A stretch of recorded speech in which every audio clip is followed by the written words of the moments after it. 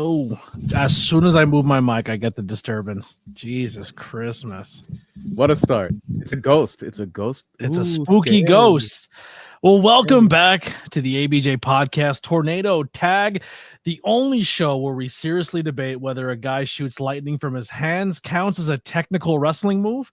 This episode may not be suitable for children, the faint at heart, or anyone who doesn't like black goo, fireballs, or undead cowboys. Also, this is not safe for work, especially if your boss doesn't appreciate evil clowns, possessed puppets, or worm sacks. So yes, we're back trying some new things out here for the podcast and going in different directions and trying to do different things. Tornado Tag is really going to stay a lot of the same. But the other stuff is starting to roll out, and I'm really proud of it. Some of the stuff quality-wise is not where I wanted to be with the new cameras and trying to figure things out and syncing things up, and it's been a nightmare. But we're getting through it. Some episodes I'm like, that's going to sound terrible, but I want to see the growth too. But also real quick, trigger warnings for this episode: violence, supernatural, possession, creepy imagery, cults, worms, blood, and no one is really uncomfortable. And live burial will possibly be brought up here today as well. And mummies. There are at least two mummies. At least two mummies. From the graveyard to the squared circle, wrestling has always walked the line between athleticism and a horror movie theater. And when it comes to spooky gimmicks, no one quite does it like pro wrestling. Tonight, we're counting down the most iconic, terrifying, and flat out ridiculous paranormal wrestlers of all time, from legends that defined eras to cursed characters that made us go, who booked this? So BP, give us a little bit of a rundown of what you got prepared. And I have my list, you have your list. We'll kind of bounce around. What do we expect for this episode, Tornado Tag? Well, we got to play the hits, of course. We got you mentioned a lot of them. You got to play the hits. I think, in my opinion, and a lot of people's opinion, the most successful gimmick ever is a very supernatural gimmick. And most people will tell you the best gimmick wrestler ever was The Undertaker. Let's just say the name right up front. Let's just start it there. Let's go. So, yeah, let's start with The Undertaker. So it's an idea that's based on Michael Myers from Halloween. So a very popular character from horror cinema. Halloween, probably the best horror movie ever, I would say, the original Halloween, in my opinion, at least. I'm a huge horror fan. Halloween is number one. I'm not. It's just that the original Halloween is also a very good movie. It's on top of being a horror movie, it's just a very good movie. And so a lot of the early Undertaker, if you don't remember, it's been a long time now. The Undertaker character is almost 35 years old. The Undertaker character will be 35 next year, which is has it hit wild. you yet that has it been weird for you yet to see like Undertaker do podcasts and everything like that? No, not really. Just because it is weird that he jumped into it so much, because he was very protective of his character. He was one of those guys like the Undertaker. Being the Undertaker has made me a lot of money. I'm going to take this very seriously. I'm going to not be as open as some of my contemporaries when it comes to peeling back the curtain. Even most famously, the thing that kind of started all that was the movie Beyond the Mat that came out about 25 years ago now. Yeah. And The Undertaker is very famously not really in the movie. Steve Austin's only in it for a little bit. Bret Hart's only in it for a little bit. It centers WWE-wise, it centers around Mick Foley.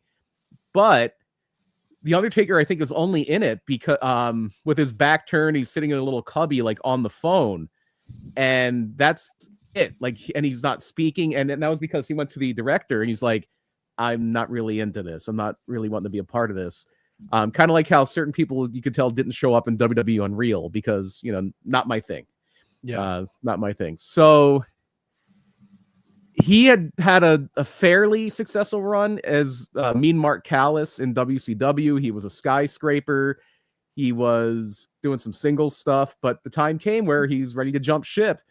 And a lot of the genesis of The Undertaker is going to be at the feet of Bruce Pritchard, Brother Love, The Undertaker's original manager. In fact, and this is a little bit of a prelude, his original name, right? I know this is a very commonly known thing. Mean Mark Callis? No, as The Undertaker. It wasn't just The Undertaker. Was it the Dead Man? It was Kane the Undertaker. Oh, Kane. That's right. Yeah. Kane the Undertaker. For like a week or two, he was called Kane the Undertaker, and that was directly from Bruce Pritchard because Kane is Bruce's son's name. Yeah. So that he was really tightly into that. And then of course the brother love thing doesn't last very long. He's paired up with Paul Bearer for the early run there. Paul Bearer very much looking the part. He goes from Percy Pringle, who was bleached blonde and wore like very bright Bobby Heenan style suits with glitter and sequins and things like that, to dyeing his hair jet black, wearing black, his face white, painting his face white. And my favorite part about that, again, very common knowledge, he was an actual like mortician. He was out of the Air Force. Paul Bearer was an Undertaker. You know, it's how long did it take you to realize that his name meant actually Paul, like a pallbearer? Not long, unfortunately, because the Undertaker debuted in late 1990, and then this is a little morbid, but about 3 months after the Undertaker debuted, my father died, and so you're like, that's what this means. And they kept talking about pallbearers, and I'm like, oh, that's a pallbearer. So yeah, it was pretty early on, even though I was only like 7 years old. Depressing way to find out about the gimmick. Yeah, horrible. Yikes. Pro wrestling helps us through our dark times. Right. Yeah. So he is the original, the dead man, the benchmark, the legend. Some of his abilities range from resurrection to light control, teleportation, and endless mind games. Also big moments for him. He was kind of the guy who coined buried alive matches, Hell in a Cells, casket matches, and Undertaker was pretty much known for his WrestleMania streak, which is a pretty big deal as well. Oh yeah, definitely. And I always liked that he could like shoot lightning and all that stuff, but he never did it in a match. Like if I had that power, I would use it all the time. Yeah, just like, oh, boom, lightning, you're done. And the only thing I can think is it's like Final Fantasy or a JRPG, a video game, where the Undertaker doesn't have enough magic points to do the lightning a lot. He has to like, after he does the lightning, he has to like stay in an inn, and then he can like have enough or take some ether. And then he has to walk so slow so he could focus his mind on the smoke and keeping the lights off so he can then turn them back on. Right. Yeah. And a lot of that stuff came later. The first few years, his big thing was, oh, he's impervious to pain. You can't hurt him. And then it got tied to the urn. Like Paul Bearer's urn was what gave him that power, because then they did an angle in 1993 where Mr. Hughes stole the urn. They did that a few times, but the first one was Mr. Hughes. Mr. Hughes stole the urn, and the Undertaker was all of a sudden more mortal. He could be beaten. And then Kama stole the urn and turned it into chains, and he would always get the urn back. And then when he first came back after the Undertaker versus Undertaker match, he took that big sabbatical in 1994, and comes back against the fake Undertaker, and then they had this huge urn with a giant light in it that Paul Bearer hated because it weighed like 50 pounds, and it had to charge the battery all day. So he did not like that at all. Some things for me. Taker used to scare the shit out of my friend Justin growing up. Like he was legit afraid of the Undertaker. He was someone I couldn't find a wrestling figure of. Like I had to use other figures and pretend it was the Undertaker, like a spooky Skeletor or whatever. Yeah. Like, and that was my Undertaker because we didn't have one. I think I did have his Hasbro, and then I think it was toward the end of me collecting toys, but I think or action figures. But I also had. He was one of the few Jack specific. He was like that first line of Jack specific. I think I didn't get a Taker until the bigger figures, the Bone Crunchers and stuff. But man, I loved old Taker. The whole thing with Michael Myers, or the biggest call to Michael Myers or Undertaker, was the sit up, when he would just be down and sit up. That's a Michael Myers thing. That kind of was like the blueprint of what Taker used the most. But man, there's an old, and I just seen a TikTok reel of it too, where we're just talking about just the greatness of Bret Hart.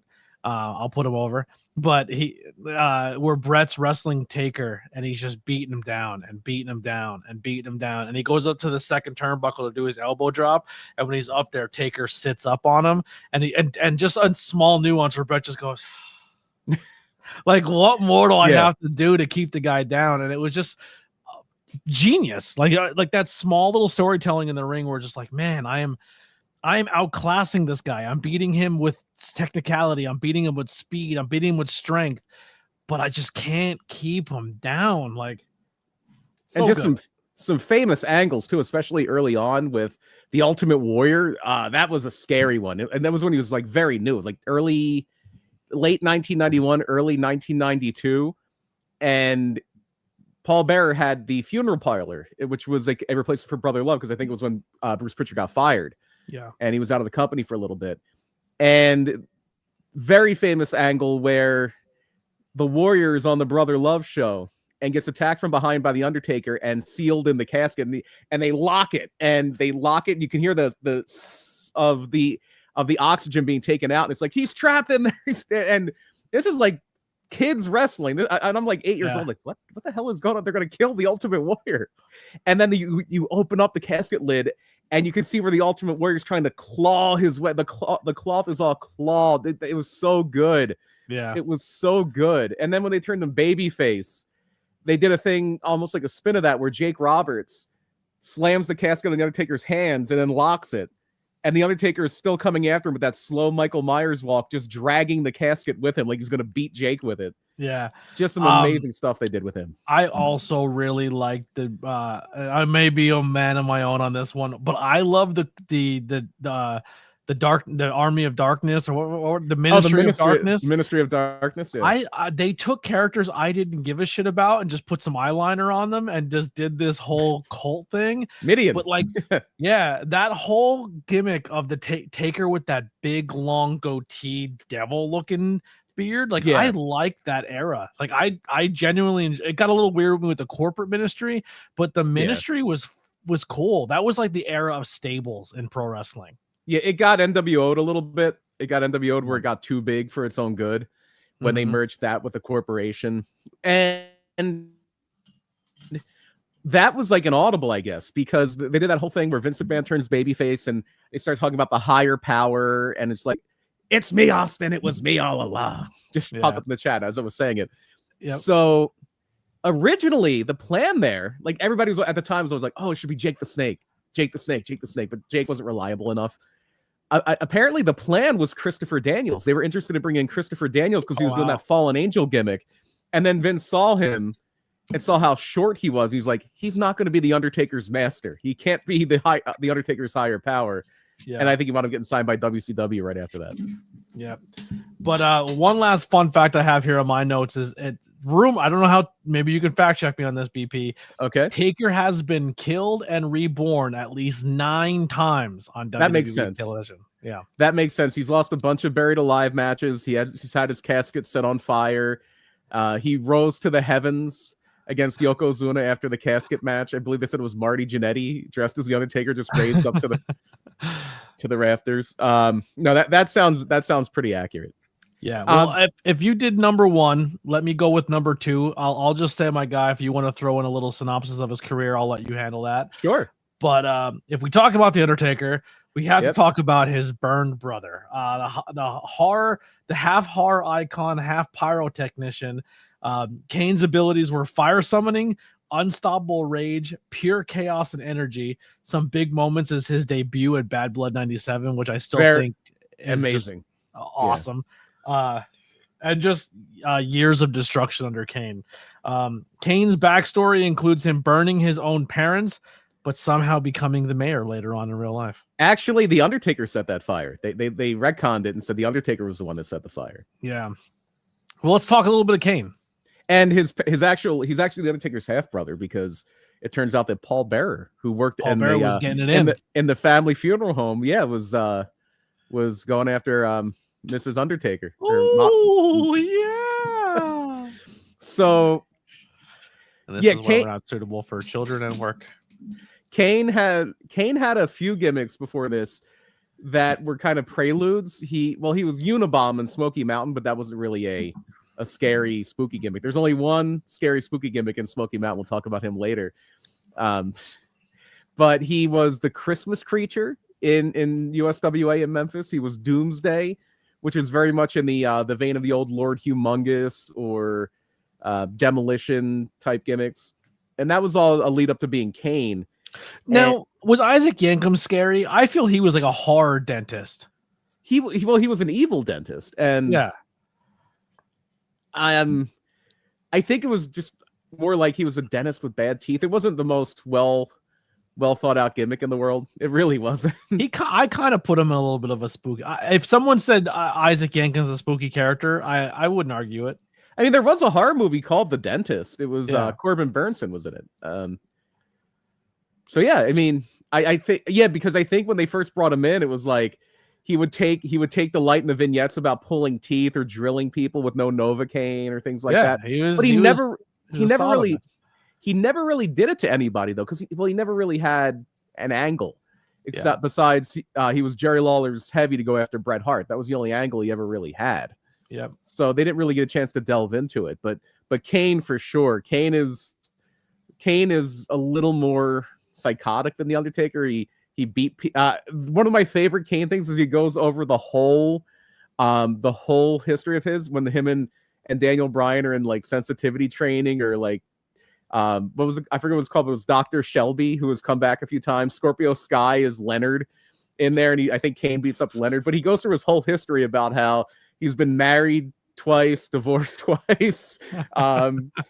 He has an unhealthy obsession with Pete Rose.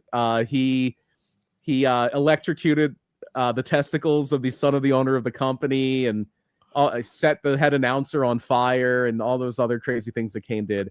But also a guy who has been heavily retconned because originally it's like, oh, he was in that house fire and he's a burned victim. So that's why all you could really see at first was his one arm because everything else was supposed to be burned. Yeah. And then it became later like when he unmasks, oh, the scars were psychological, but it doesn't really hold up. And obviously continuity and wrestling don't really go together that strongly, but they did a thing in the Attitude Era where the corporation has Kane and his back's to the camera, but they take his mask off and they sell that like Briscoe and Patterson are sickened by how bad his face looks. And so I guess he was supposed to be scarred at one point, and then it just kind of whittled it down to, oh no, it was more of a psychological thing. Yeah. Man, remember when Taker was under the Kane mask? That got me when I was a kid. You remember they had a lot of people remember Undertaker versus Undertaker. Fewer people remember Kane versus Kane. It was around the time See No Evil came out.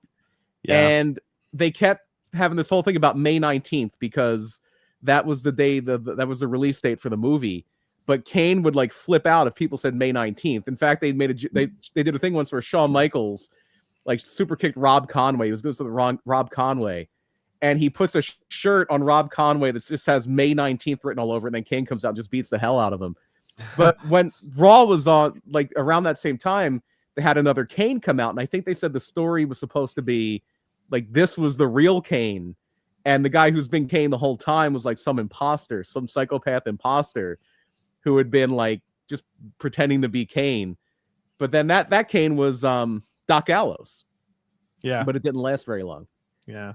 Yeah, Kane. I like Kane. I like the original Kane, and then like that original like leather mask. Yeah. And then when they kind of half cut it, I was like, I didn't really like that too much. But like you said, a lot of stuff had to change with Kane, like the voice box. Like it just became unpractical, and it probably became too much to just travel around and carry. But no, I like the way they developed Kane. And if you want to go with the next pick, one of yours. So I'm going to go a little obscure. I'm not like ranking these or anything like that, but I want to talk about this is definitely not ranking. I want to talk about some obscure ones, and this is a 2-for-1 special. I promised mummies, and you're getting mummies. So the first mummy we're going to get was actually from a promotion run by Jim Cornette of all people. Yes, Jim Cornette's promotion had a wrestling mummy, the person who hates all the goofy stuff in wrestling, but it wasn't his idea. So Smoky Mountain Wrestling, Jim Cornette, one of his main investors, was the famous record producer Rick Rubin, who I believe started Def Jam, and then he had like American Recordings and things like that. I think he worked with like the Beastie Boys, a lot of other people. And the only thing Rick Rubin really asked for was, we need a mummy. I want a wrestling mummy. So that is how we get Prince Karis. Prince Karis, who is... Why can't we do that on the independent scene? Just be like, you know what PPW needs? A mummy? A mummy. Who would be the PPW mummy? A PPW mummy. Well, it's got to be usually somebody that's like a little taller. Prince I have Karis my answer. Just because he can't get any worse, And B, you cover his face. It's a win for everybody. And who's that? Logie P. I knew you were going to say that. Let's make Logie P a mummy. A mummy. A mummy. I'll take it under advisement. What else is he really doing? You know what I mean? Well, he's a stooge. Just make him a mummy. He's betraying his friends, is what he's doing. Reluctantly, but he's betraying his friends. Very reluctantly. Jesus. Very reluctantly. So Daryl Van Horn is Prince Karras's manager, who is James Mitchell. He winds up going to WCW, where he manages Mortis, who was another not as in-depth spooky character, and it became part of that whole Blood Runs Cold thing, and he managed Wrath and a few other people. And then he goes to ECW, where he's the Sinister Minister, and people just, much like Kevin Sullivan, people at that point just started calling him the Devil, where he would just wear red suits, and he was Father James Mitchell for a long time in TNA with the new church stable. Didn't he do coke on TV? Yes, he did. And that was in the NWA. But and a lot of his affectation, awesome. And I'm sure he would be the first to admit this, was very much the Grand Wizard, the legendary manager, the Grand Wizard, where he would talk like this. You can even hear a little bit of that in Paul Heyman lately. Yep. Paul Heyman takes a little bit from the Grand Wizard now. Yeah. So especially that very beginning, ladies and gentlemen, my name is that's very Ernie Roth. That's very Ernie Roth. So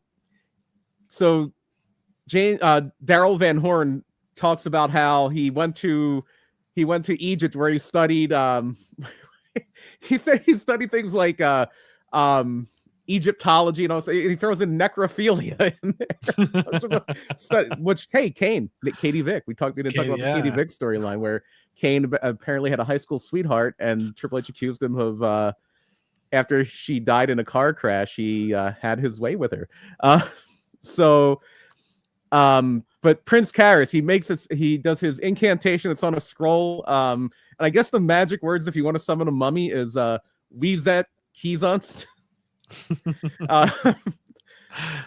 Which is Pig Latin. Yeah.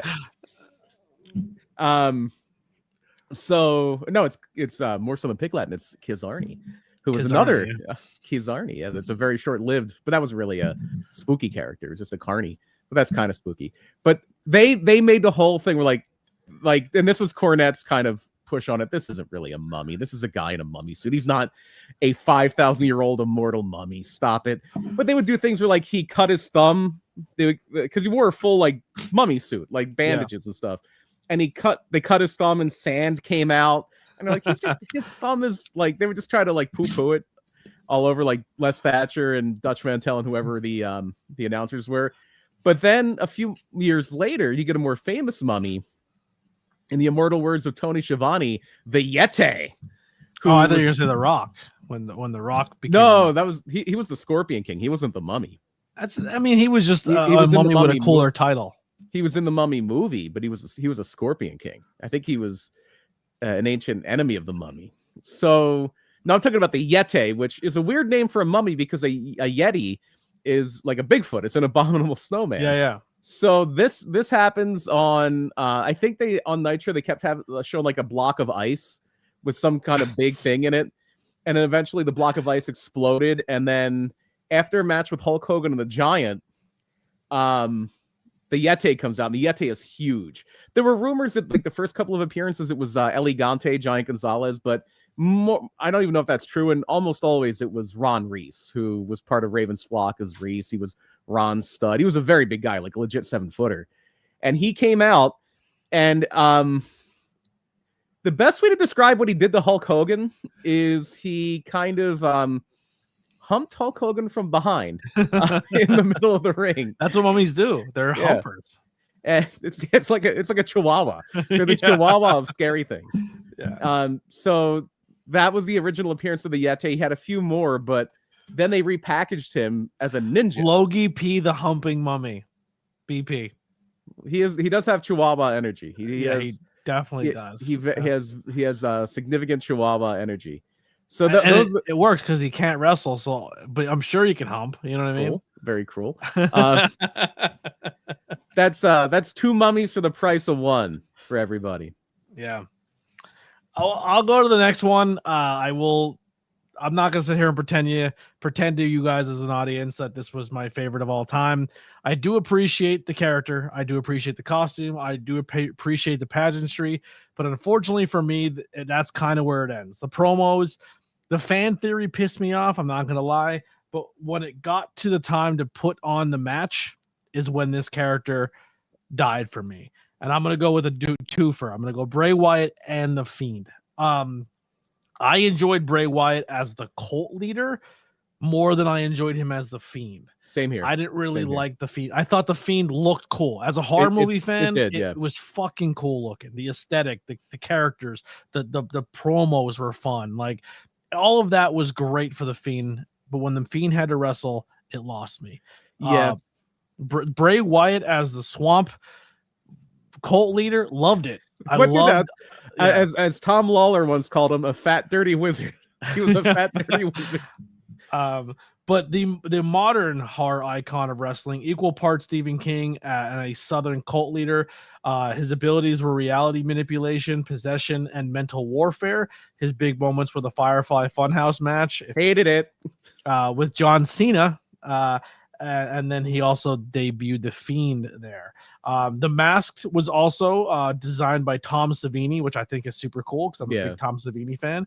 And he was the special effects legend behind Friday the 13th, Dusk Till Dawn, Dawn of the Dead. I mean, you name it, he's probably done the special effects. I got to watch From Dusk Till Dawn again. I like that movie. Great movie. Lily was just talking about Selma Hayek. And I was like, the ageless Selma Hayek. You want to see a Selma Hayek scene? I will show you Dusk Till Dawn. You want to talk about booking yourself in a strong position? Nobody ever booked themselves in a strong position like Quentin Tarantino. Like he wrote that. He didn't direct that movie, but he wrote it. And Mr. Foot Guy, had Salma Hayek booked himself to drink off of Salma Hayek's foot. Yeah, 100%. Well, let's get to the Bray Wyatt. What do you got? What do you got for Bray? What are your takes on him? Similar to yours, and I want to be respectful here because I do not believe in speaking ill of the dead whatsoever. And as a human, I'm sure he was great. Oh yeah, the character for me. Yeah, and you can never take away from Bray Wyatt's creativity or his imagination. I thought some of those Firefly Funhouse skits, like the promos, the vignettes, were excellent, especially early on. But it was always the payoff. The payoff with him was always the problem because those characters are so hard. Those characters are so hard. And I've said it a million times, like, oh, the big scary looking person that doesn't lose and never really sells, always gets over. And the Fiend did. The Fiend got over huge. But it's really hard to land that plane because eventually they are going to have to sell and eventually they are going to have to lose. And back in the day, when it was somebody like that, well, when they lost, they just left the territory and then it was on to the next one. But that doesn't really work. And that's actually what wound up happening with Bray Wyatt is eventually the character got a little stale. The character got a little long in the tooth. We kind of ran out of rope and there wasn't really a whole lot we can do. So and no one really benefited working the character. Like no one really came out of the feud better than the one guy went in. One guy, LA Knight, because he became like unfortunately that was Bray Wyatt's final appearance, but LA Knight came out of it pretty good. Yeah, like the Hell in a Cell match. Oh, with Seth Rollins, horrible, and that's what those characters are so hard to book because you can't really beat them. And then that's like that Hell in a Cell match that Seth Rollins lost by disqualification and he loses the title a month later anyway. Just have him lose it there. Yeah, it's a tough one. And then it was really, really hard, and that really, really hard to do anything outside of it because you always have to one up yourself. You always have to go higher, higher, higher, to the point where one of the last matches we see Bray Wyatt in that Fiend run is a match where Randy Orton basically burns him to death afterward. They took advantage of the pandemic and the Thunderdome and not having a live crowd there that they can just literally set a Bray Wyatt dummy on fire in the middle of the ring. Yeah. Yeah, and then I mean the last match was cool where he was sponsored by Pitch Black Mountain Dew and he had the the Orbeez, the paint. He had the paint on where like when the black light hit him, he looked different. I thought that was kind of cool. How do you feel? We'll kind of group them in here with them, but you had Alexa Bliss with him for a while Mhm. there, where she was kind of like this possessed character alongside him. I like the Muscle Man skits when he would like kind of poke Yeah. fun at reality, where he's like making fun of his own weight and he's the Muscle Man dance and stuff like that. I thought Yeah. was good. But then the Wyatt Six, obviously, unfortunately, we lose Bray, and the entire time Bray's alive, and we're like, man, if you're gonna partner Bray up with someone, just put Bo out. Like we were as fans, were like, give us Bo, put Bo with him, and never. I don't know how many fans have ever clamored for Bo Dallas, if I'm being honest. Well, there was a while there towards the end where they knew Bo was growing his hair out, and he was doing some, and everyone's like, well, when the oh, Uncle maybe Howdy thing started happening, with that last run of Bray, and they probably would have gotten there if Bray's health hadn't unfortunately turned for the worse. They probably were headed there. The Wyatt Six, I do like that they toned down the supernatural stuff. Preface all this with saying I'm not the biggest fan of all this, because I think wrestling should have a through line. And if your whole show is like Lucha Underground, I have a lot of respect for Lucha Underground, which had a lot of supernatural characters. You had a witch, you had a lot of stuff like that. But the whole show is like, this is a world where anything can happen. And then you have WWE or AEW or places like that where it's like, okay, everybody's normal except for this guy that can shoot lightning, or this guy who can put John Cena in the Phantom Zone, or like, what was the Firefly Funhouse match supposed to be? Were we seeing like a hallucination? Was it real? Like, no idea. Yeah, so stuff like that loses me a lot. Yeah. And we haven't had enough podcasts with you and me and some others where in the moment I'm like, yeah, I'm not the biggest fan of this Bray Wyatt stuff, and I'm not gonna pretend like I am now, because he has unfortunately passed. I will say with the Wyatt Six, I do like seeing guys like Dexter Lumis and Gacy and Bo have and Nikki Cross, and have a place to perform and do their thing. I love watching Gacy, so anytime I can see Gacy perform, I'm in. See, if I want to watch Joe Gacy, I'm just going to go watch that the most illegal thing in the history of wrestling thing again. Yeah, which is definitely funny, because like if you're gonna do it, just do it well. Like, because that was silly, and that wasn't even Chikara. There's like a CZW show they did that at. Yeah, but it was so entertaining that it's like, okay, well, it gets a pass. Yeah. All right, what's your next pick or next one you want to talk about? I'm gonna go again with a little more obscure, and I'm gonna go with some Memphis curiosities. So we were talking about a little bit about this before we went on the air.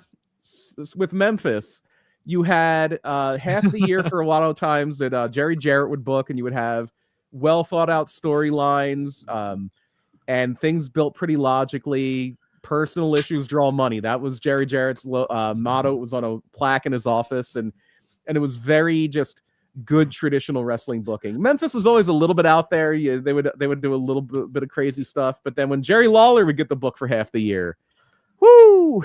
I want to spoiler alert real quick for you, BP, and everyone who's listening, and in the future. If I ever get money and we can start our own wrestling company, this is exactly what we're gonna do. Oh no! You're gonna book dead serious, really good for half a year, and then I'm broing it out the next half of the year.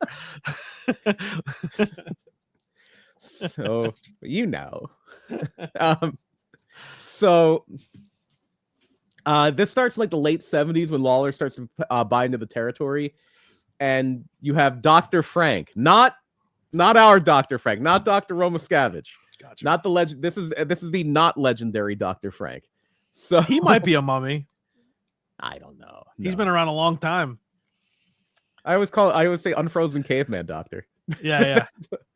That's a reference to there's an old SNL skit with Phil Hartman, unfrozen caveman lawyer.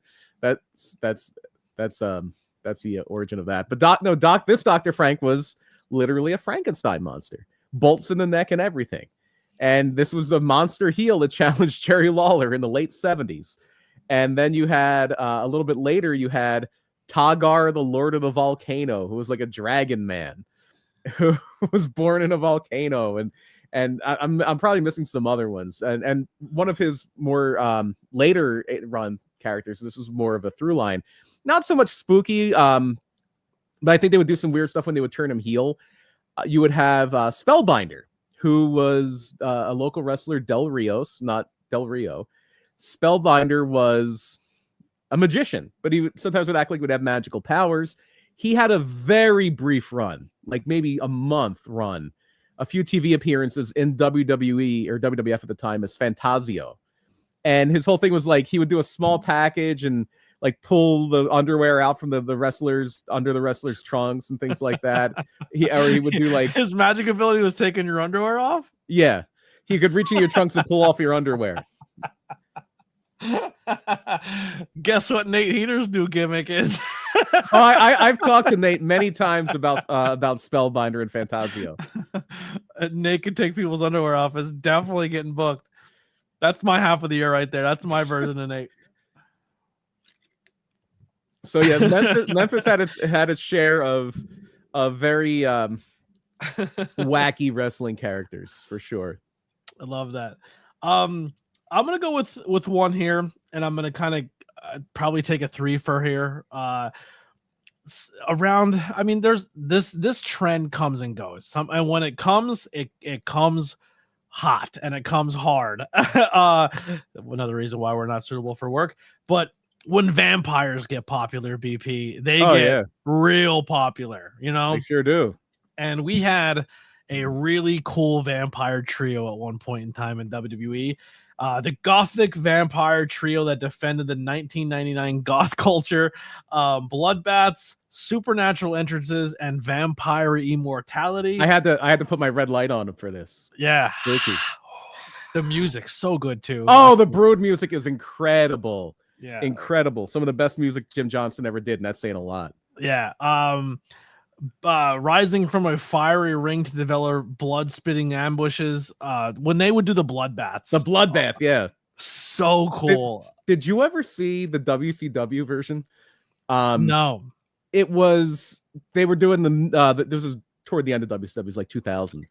And the big feud was, they had a group of people called the Millionaires Club. And this was like what they would really call like some of the higher paid guys backstage, like Hogan and Flair and Sting, Luger, DDP, like guys who were probably making $1 million a year or more.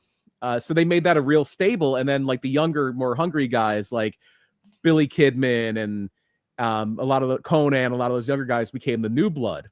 And so they did a thing where Kevin Nash was in the ring. Kevin Nash was part of the Millionaires Club. And he's standing in the middle of the ring, and he was supposed to have blood dropped from the ceiling onto him. And so he's standing there in his FUBU baseball jersey, because it's 2000, he's wearing his FUBU. And the blood falls about 2 feet away from him. And he just has to look there like, what do you want from me? It's WCW. Is this where he just slips and just rolls around in it? No, I don't think so. I think you're thinking of when they jumped in the pool at Club La Vila and they're just like flailing around in the pool. Yeah. I don't think he swam in it. But yeah, no, the Brood was a lot of fun. I know we both have had the chance to meet Gangrel. Gangrel is super cool. He's one of the taking flat back bumps in the fucking Falcon's Nest for no reason. He's a super cool guy though. He's a really fun guy to have in your locker room as well. And Gangrel legally owns the name the Vampire Warrior. Yeah, that was his name in his early in his career in Memphis. Yeah, long before WWE. So he technically owns that that whole bit. All right, what's your next one, BP? My next one is one that kind of gripped me a little bit because I was like 8 years old. I knew kind of wrestling wasn't on the up and up, but there was still a suspension of disbelief, and then Papa Shango shows up. Papa Shango shows up with a skull with like, I don't know who Baron Samedi was, but like a skull with like smoke coming out of it and making the Ultimate Warrior throw up and making black goo run down his face. And he's about to wrestle a guy and the lights go out and they go back on and the guy's hand's on fire. And it's like, whoa. Again, why wouldn't you do that every match? Why wouldn't you use your voodoo powers every match? Well, he kind of did there for a little bit because they had another guy like his feet were on fire and stuff like that. It was wild. I got to meet him on an indie show, and he was taking photos with children, and like he's holding his baby, and she just stared at him, and he just like, and she just starts screaming. Oh yeah, it's so funny that he's since then become. Well, he goes from that to Kama, who's like the serious Street Fighter guy. Yep. To the Godfather, who's like this fun-loving pimp and hose nationwide. Roll a fatty for the pimp daddy. Yeah. living So that gimmick. wrestling's voodoo priest with a bone necklace and a bad temper. He was his abilities were curses, voodoo spells, and making the Ultimate Warrior vomit black goo. That you just said. Well, no, those are two different things. He made the Warrior vomit, and then he made black goo come out of like the Warrior's head, and it came out like Gino. And you watch it back, like the Warrior's wearing a jacket which he never wears, because obviously the jacket is holding like whatever device it is that's going up through his hair and everything like that. Memphis, Steven Chambers in the chat. In Memphis, he was the Soul Taker, which was like a proto Papa Shango. This was like a big time for voodoo gimmicks. And the other one was in global wrestling. It was Rasta the Voodoo Man, who I want to say he became, I think he was like in a commercial or so. I think he might have been like Terry Tate office linebacker or something like that. I don't think that was Terry Crews. But I think Terry Crews would have been like Big Rasta, who was another guy with a voodoo gimmick. I guess it was just a popular thing in the early 90s. Like, I don't remember like a movie where voodoo was a big thing back then, but I guess so. So I have a couple ones I want to throw out to you. I've just like, would you classify these people as paranormal or spooky or horror inspired characters? Where was that first one? Luna Vachon.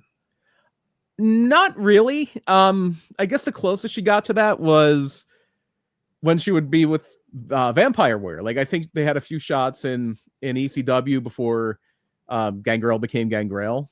Mm-hmm. So she was always like spooky adjacent, or sometimes. But I think she was more of like a freak, or like a punk, almost like punk. Yeah, like you would always. Well, actually, how do we go this far without talking about Kevin Sullivan? We'll circle back. I want to run through a couple possible ones here. Okay. The Great Muda. No. Even the ability to spit poison. I guess so, but they always said like some like Japanese. They made up some cockamamie thing about like Japanese people had surgery on their glands so they could like secrete. I still think that's like, I think that teeters on paranormal. Where you can spit poison. Yeah. Well, actually, no. Yes. And then if you factor in Hustle, then absolutely, because in Hustle, they were able to summon the Great Muda. You would have loved Hustle. They were able to summon the Great Muda from a genie lamp. They threw the lamp down, and all this green smoke comes up. And when the smoke comes down, the Great Muda is there.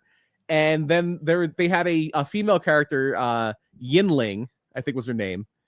And he misted her in the nether regions, had a baby, and well, she laid an egg. And the egg hatched, and it was not the gobbledygooker. It was a giant baby who was played by Undertaker. No, it was I'm gonna be the Eggman. He thought he was coming out of the egg. He's like, they're gonna make me shave my head, and I'm gonna be the Eggman. No, it was Akibono, the famous sumo wrestler. He was from Hawaii, the first American wrestler to reach the rank of Yokozuna, which is like the grand champion of Japanese sumo. Big guy, like 400 pounds, 6'7", and they made him a baby, and he was Bono-chan, and he was the son of Yinling and the Great Muda, because the Great Muda impregnated her with his mist. So yeah, supernatural. Jake the Snake Roberts. He was almost like borderline serial killer, stalker. Yeah, horror-ish. If you're counting that, like especially that. Trust me, that Jake Roberts. The Jake Roberts that was in the feud with the Ultimate Warrior, where he locks him in a room with all the snakes. Yeah, that was, and he was getting buddy with the Undertaker. That not supernatural, but definitely like more horror. Of a like horror slasher. In fact, they actually did a gimmick in WCW when Vince Russo was first there, where nobody was getting killed, but somebody was attacking people backstage and wore a Scream mask, or like the whole Scream outfit. Yeah, but I guess Warner, Time Warner, it was probably David Arquette. It was actually she had not left for WWF yet. It was actually Molly Holly before she was Molly Holly. Oh wow! And then two more for you. This one probably a little easier. Malachi Black. Yeah, with Aleister Black. Yeah, with the mist thing, and AW more so than WWE, I think it was like he seemed to be able to control people's mind with his mist or some like yeah. And then the last one, and this is where I'm torn, because I think he started off as paranormal, spooky, horror, and then kind of transformed into something completely else. But Gold Dust, I don't think it was ever paranormal. Like, it was just a guy that painted himself up gold. Like, but you didn't get like Buffalo Bill vibes, androgynous, scary. not really, because Okay. you remember very early, like you're only like spying on people. He had cameras everywhere. Well, it was never confirmed that was him. In fact, they would always say, like, it was never called GDTV. Yes, it was. Yes, it was. Yes, it was. Once or twice. But no, I think it was more mind games, and that's more in like the line. And then it very quickly became mind games based on him pretending to be homosexual. Is Mankind? Mankind's a horror character. Yeah. It's a famous horror backstory where he's like stuck in a basement with his rat George, which was a reference to Jim Cornette because Jim Cornette had a pet rat named George. Well, wasn't it really Cornette's rat? It may have been. It may have been. Because I think there's a whole bit that somebody was talking about online where I think Cornette had to call off work. He couldn't be part of a meeting because his pet rat died. Yeah, George is like, your rat died? Like, but they said early on the man when Mick's holding the rat in those promos, it was his pet. Yeah. Yeah, not so much like he didn't have powers, but yeah, there was definitely a supernatural curve to it. Same thing with Oz. Oz didn't have powers.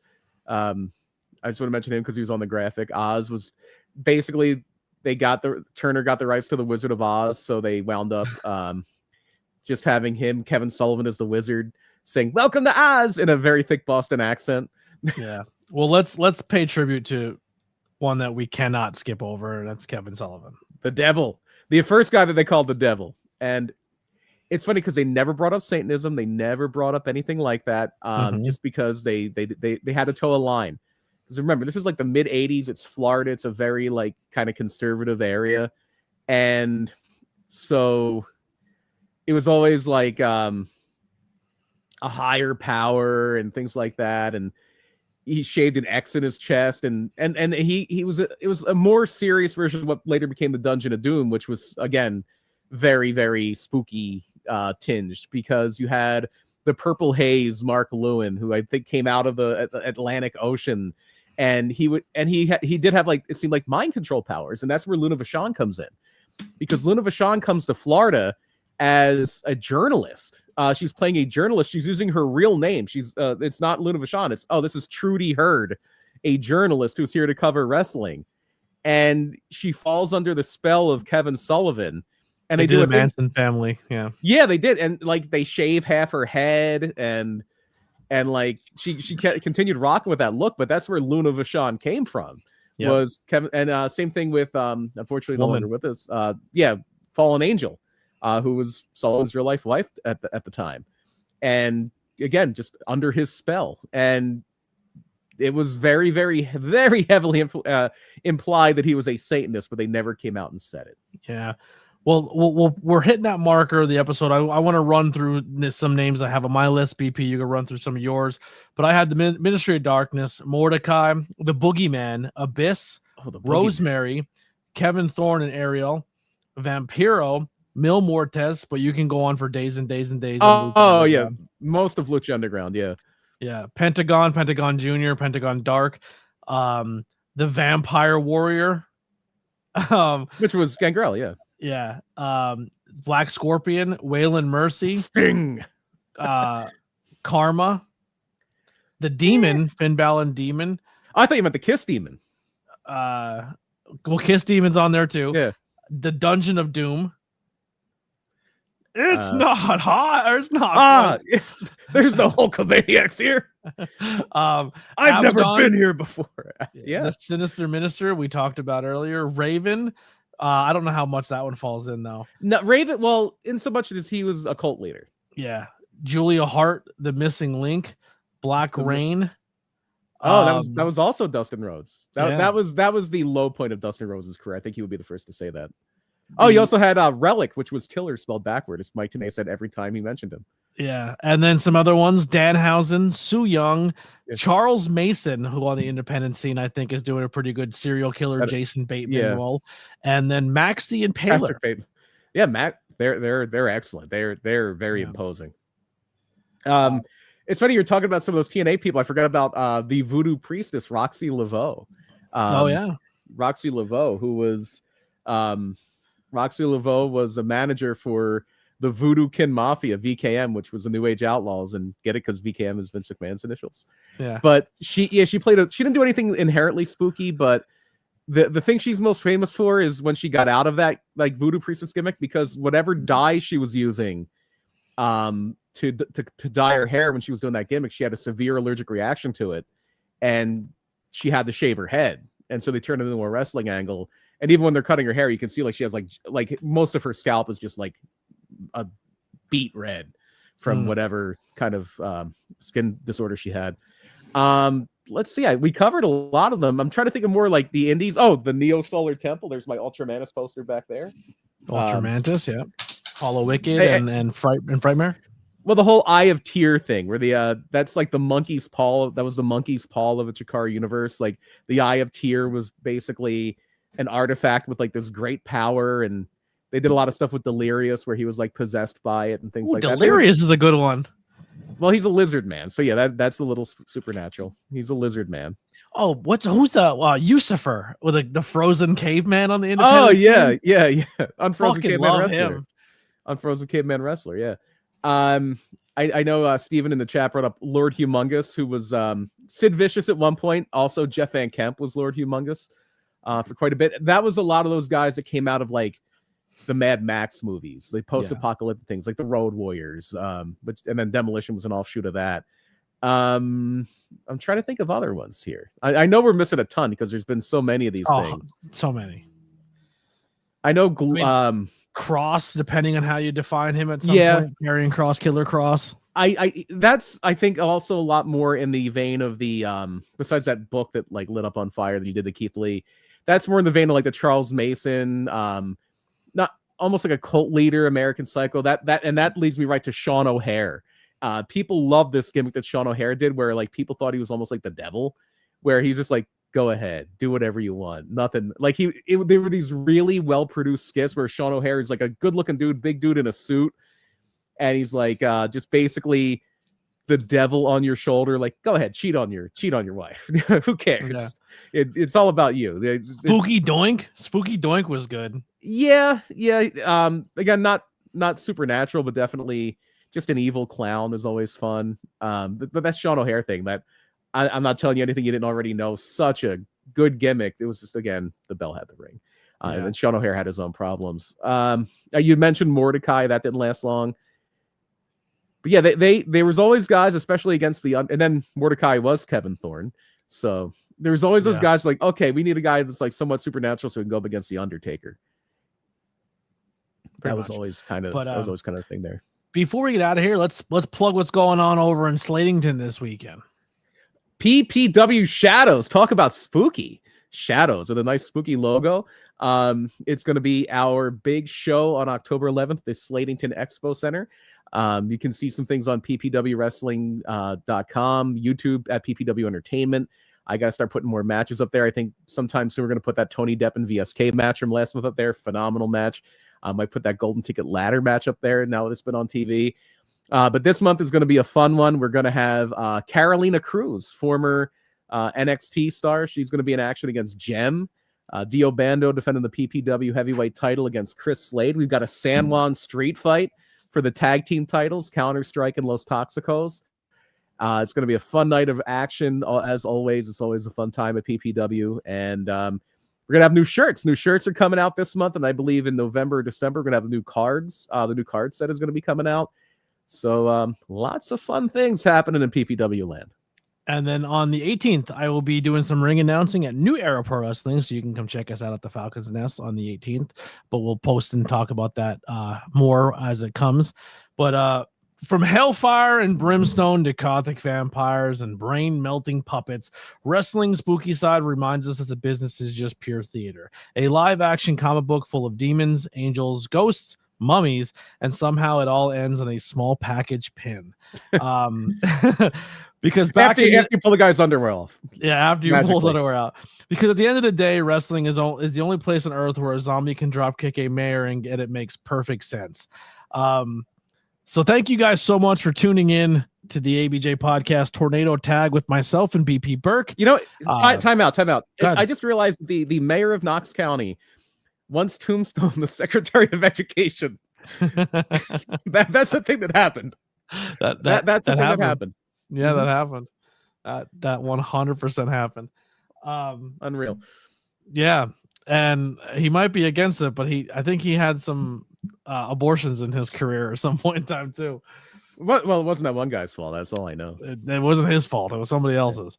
But yeah, Tornado Tag is something we'll try to keep going on Thursday nights for you guys. It all really depends. Sometimes we may be doing it in person. Sometimes it may be live. Sometimes it may be a thing where we're not live this week. And if we're not live, we're probably filming for you guys to check out next week because we might have some old faces come back.